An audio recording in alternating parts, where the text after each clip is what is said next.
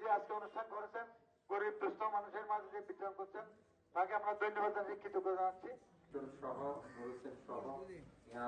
লিপু, কামরুল ইসলাম, আমাদের শহীদ মহিলা দল আছে, যুবদল, ছাত্রদল, স্বেচ্ছাসেবক আছে, সবাইকে ধন্যবাদ জানাচ্ছি। আমি এটুকুই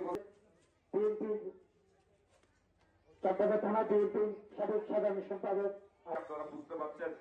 সুতরাং যারা এই সমস্ত এগুলা সমাজের